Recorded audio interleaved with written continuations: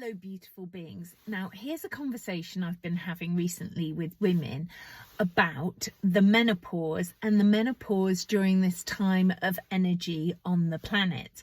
Now, there's so many conversations we could have about the menopause, and one of the things that I've shared with other people and I've experienced in myself, which is quite unusual. Many of us have gone through the menopause, and with the energies on the planet now, which is January 2023, I have heard people, myself included, having conversations that they thought they were through the menopause. They'd not had a period for over 2 years. And certainly, conventionally, the menopause, you know, they say when you haven't had a period for a year in general, that is the menopause.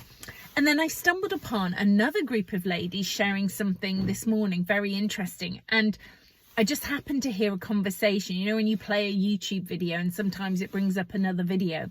I heard some ladies, and I don't know who they are, so if they recognize themselves in this conversation, please flag yourselves up, because what I found you saying was very interesting. They said they felt some iron particles that had been repressed from the planet since Atlantean times came to the earth after Christmas time. So the beginning of this year, they felt that these iron particles had come to the earth. And, you know, one of the things that our bodies is missing a lot in our blood is iron. We need iron. And I thought, well, this is really interesting in my thoughts and conversations around the menopause and having symptoms of appearing like my period's returning. Could that be due to these iron particles in the elixirs of our blood? It's our DNA. And also, this happened to me after going to West Bay, Bridport, where there'd actually been a landslide. I think it was maybe 2 days before I'd got there. There'd been this landslide and half of the cliff had fallen down. And of course, the particles of that would have gone into the sea and it would be fresh. And I was, you know, walking on the land. But I felt like I was getting those symptoms before then. So I can't just say it was that.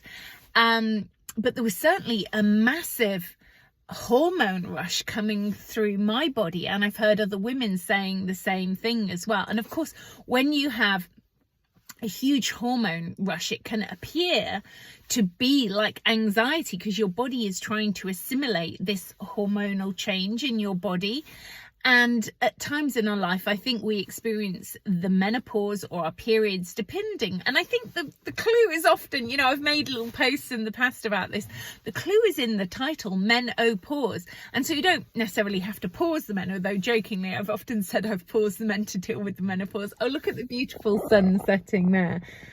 Isn't that beautiful? I digress slightly back to the story of the menopause. So I think that, you know, if there's unresolved conflict with men, you know, fathers, brothers, previous relationships, past lives, you know, inner child trauma linked to men, you know, that is going to show up through how you experience your periods, whether they're effortless, you know, pain-free, or whether it feels very painful. So I think there's so many things to look at within that with a human, and hormonal imbalances, you know, getting your hormones in balance with nutrients.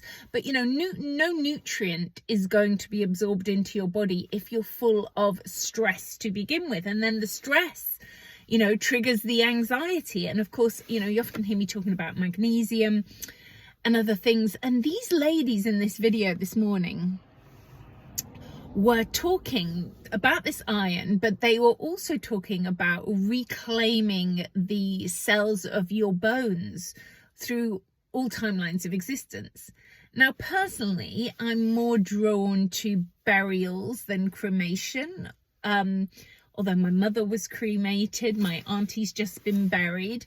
I personally, put this on record, I'd like to be buried if that came to a time and we don't cellular regenerate to that point. For me personally, that's something I believe in. So, you know, the cells are hidden in the DNA of our bones. And I just want to show you this, because when I went to my friend who's got a lovely crystal shop in a place called Crewkern, Jamie, I bought this from him, and I bought a bigger one from him as well, but he pulled this up in a dig last summer in May 2021 near Sherborne Way. I think he was working on a building project, and he dug that up, and another fossilized fossil. To me, that's an ammonite ancient fossil shape, and to me that symbolizes past lives spiraling back in time, you know. And what is in this stone? It's so powerful. What could be in there of our DNA, our cell memories of the land, of our ancestors in this stone? So, you know, in our own bones is hidden, you know, that's when we talk about healing the myofascia, which is the skin, but also healing the bones. That's why we have pains in our bones. That's why feelings come through our bones. That's sometimes why we, you know, break our bones. I broke mine, as you know, and I healed it.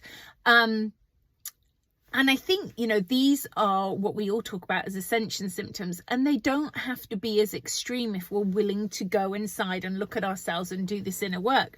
But the more we repress going inside ourselves, the harder and harder this awakening ascension process is, the harder you're going to get hit in the physical realm to force you to process things. So I just wanted to share that. You may have some comments you want to share below about the menopause and how you've experienced it. And of course, there's lots of herbs and supplements you can take to alleviate those symptoms. But the biggest thing you can do to help you with things like the menopause, to which, you know, apart from this experience I've just had of this period returning, is to do the inner work and process your stories around conflicts, around, you know, could be so many things. Could be, you know, sexual abuse, could be childbirth, could be repressed resentment towards, you know, your father. Doesn't have to be sexual. There are so many aspects for us to look at of why our hormones are out of balance. Is it multi-generational? How did your mother and grandmother experience their periods? What is their stories? So when we go into this on a cellular level, it's really powerful and healing for all of us. So I just want to leave you with that on the last day of January 2023, and invite you once again to remind you that I'm running a beautiful event at the Chalice Well on the 11th of February, Saturday the 11th.